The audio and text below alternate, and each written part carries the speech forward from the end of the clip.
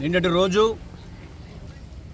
Basheerbagh press క్లబ్లో మందకృష్ణ మాదిగ గారు ఏదైతే ఆయన 1000 గొంతుకలు 1,00,000 దప్పుల ప్రోగ్రానికి సంబంధించిన విషయంలో మాదిగ సామాజిక వర్గం సంబంధించిన కళాకారులు పనిచేస్తూ ఉంటే ఈ రాష్ట్ర డిప్యూటీ సీఎం అయినటువంటి బట్టి విక్రమార్క గారు, అదేవిధంగా సాంస్కృతిక సారథి వెన్నెల గారు వారు మాదిగ కళాకారులకు నోటీసు జారీ చేశారని, వాళ్ళు ప్రభుత్వానికి సంబంధించిన ప్రోగ్రాంలే చేయాలని, ప్రైవేట్ ప్రోగ్రాంలు చేయొద్దని చెప్పేసని ఆయన ఓన్లీ మాల సామాజిక వర్గం వల్లనే ఈ సెక్యులర్ జారీ అయ్యిందనే విధానాన్ని మేము తీవ్రంగా ఖండిస్తూ ఉన్నాం.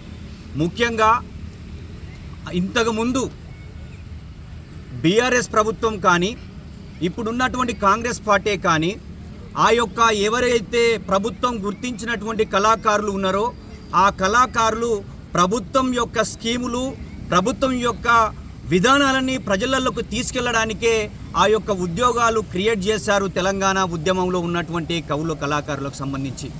అందులో మెజారిటీ కూడా మాదిగ సామాజిక వర్గమే ఉంది. మందకృష్ణ గారు ఈ మధ్యలో మాట్లాడుతూ మాల సామాజిక వర్గానికి సంబంధించిన కాంగ్రెస్ పార్టీలో ఉన్నటువంటి బట్టి విక్రమార్క కానీ, అదేవిధంగా మన వెన్నెల గారు కానీ, ఇంకో కొంతమంది ఎమ్మెల్యేలు కానీ ఏ రోజు కూడా మాల సామాజిక వర్గం మీటింగ్లో కానీ ఎప్పుడు కూడా వచ్చి మాట్లాడింది లేదు. కానీ మందకృష్ణ గారు ఈ మధ్యలో మీరు ప్రెస్ మీట్లలో చూడండి, మాల సామాజిక వర్గాన్ని టార్గెట్ చేస్తూ రాజకీయ భవిష్యత్తు లేకుండా చేస్తామని, 1,00,000 మంది దప్పులతో చావు దప్పు కొడతామని చెప్పి ఓన్లీ మాల సామాజిక వర్గాన్నే విమర్శిస్తున్న విధానాన్ని మేము తీవ్రంగా ఖండిస్తూ ఉన్నాం. ముఖ్యంగా కుటుంబ పాలనకు సంబంధించిన విషయంలో ఈరోజు ఆంధ్రప్రదేశ్లో మీ గురువైనటువంటి చంద్రబాబు నాయుడు యొక్క కుటుంబమే ఈరోజు పరిపాలన చేస్తూ ఉంది. మరి మీకు ఇది గుర్తు లేదా, కనబడతలేదా అనే విషయాన్ని మేము ఆయనకు గుర్తు చేయదలిచినాం. అంతేకాకుండా కొంతమంది బీసీ మేధావులకు సంబంధించి మొన్న ఠాగూర్ ఆడిటోరియంలో కూడా మాదిగ ఉద్యోగస్తులు, మాదిగ మేధావుల ఆధ్వర్యంలో కూడా ఒక మీటింగ్ జరిపినరు. అది ఠాగూర్ ఆడిటోరియంలో అక్కడికి వచ్చినటువంటి మేధావి వర్గం కూడా 30 సంవత్సరాల నుంచి వర్గీకరణకు మద్దతు తెలియజేస్తామని చెప్తా ఉన్నారు. ఆ మేధావులకి ఒకటి విషయం గుర్తు చేయదలుచుకున్నాం.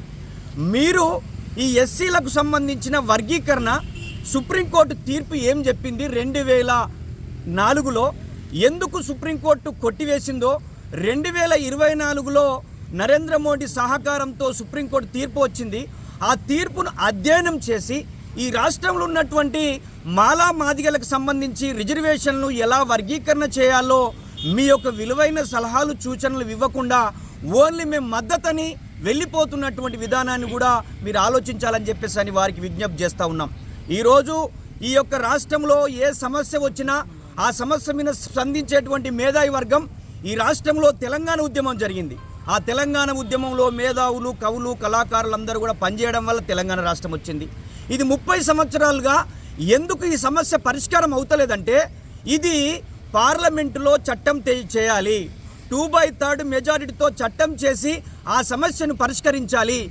ఏ రాష్ట్రంలో ఈ సమస్య ఉందో ఆ సమస్యను పరిష్కరించేటువంటి పని విధానం పక్కకెట్టి ముఖ్యంగా మందకృష్ణ గారు ఓన్లీ మాల సామాజిక వర్గం ఆర్థికంగా ఎదిగినటువంటి విధానాన్ని, ఆర్థికంగా వ్యాపారాలు చేసే వాళ్ళను టార్గెట్ చేస్తూ, వాళ్ళకు రాజకీయాల్లో ఎదిగినటువంటి వాళ్ళని టార్గెట్ చేస్తూ ఒక సోదర కమ్యూనిటీని ఈ విధంగా తులనాడే విధానాన్ని మేము తీవ్రంగా ఖండిస్తూ ఉన్నాం.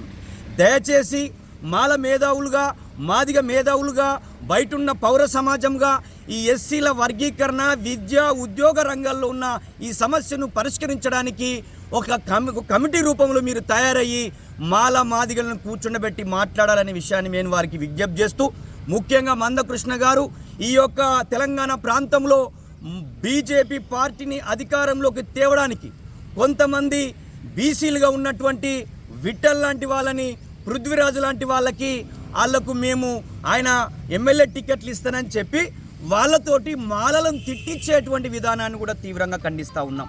నిన్నటికి నిన్న ప్రెస్ క్లబ్లో ఒక సాంస్కృతిక సమైక్యలకు సంబంధించినటువంటి విమలక్క గ్రూపులో పనిచేస్తున్నటువంటి అనిత గారిని ఆమె పాడిన పాటను విమర్శిస్తున్న విధానం, అంతేవిధంగా విజయ్ లాంటి వాళ్ళని